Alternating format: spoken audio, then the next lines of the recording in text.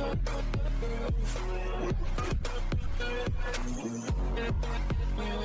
power is the main power, you see. What do you think this is all about? Fight भी तो brain से लड़ते हैं sir. अगर ये brain इस हाथ के साथ coordinate नहीं करेगा तो सब खत्म.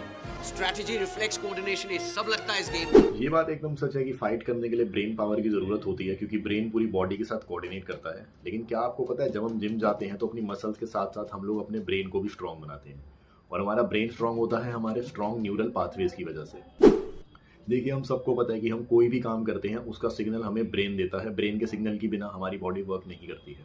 सिमिलरली जब हम जिम जाते हैं, वेट्स उठाते हैं, एक्सरसाइज करते हैं, तो उसका सिग्नल भी हमारा ब्रेन देता है.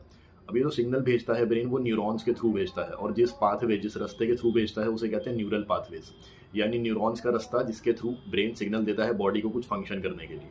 किसी काम को हम जितना ज़्यादा करते हैं उतना ज़्यादा स्ट्रॉन्ग हमारे न्यूरल पाथवेज हो जाते हैं, और उतने ही ज़्यादा फिर वो काम हमारे लिए आसान हो जाता है. इसका सबसे बड़ा एग्जांपल टाइपिंग है, जो स्टार्टिंग में बहुत ज़्यादा मुश्किल लगती है क्योंकि हमारे न्यूरल पाथवेज उस हिसाब से डेवलप्ड नहीं होते. बट जैसे जैसे हम रेगुलरली टाइपिंग करते हैं तो वो हमारे लिए बहुत ईजी हो जाते हैं. सिमिलरली जिम में हम जो वेट्स लिफ्ट करते हैं तो हमारा ब्रेन सिग्नल देता है बॉडी को मसल फाइबर्स को रिक्रूट करने को, और जैसे जैसे वो न्यूरल पाथवे स्ट्रॉन्ग होता है वैसे वैसे हमारी बॉडी ज़्यादा मसल फाइबर्स को रिक्रूट करती है और हम स्ट्रॉन्ग होती है. और ऐसे ही हमारा ब्रेन स्ट्रॉन्ग होता रहता है स्ट्रॉन्ग न्यूरल पाथवेज को बना के.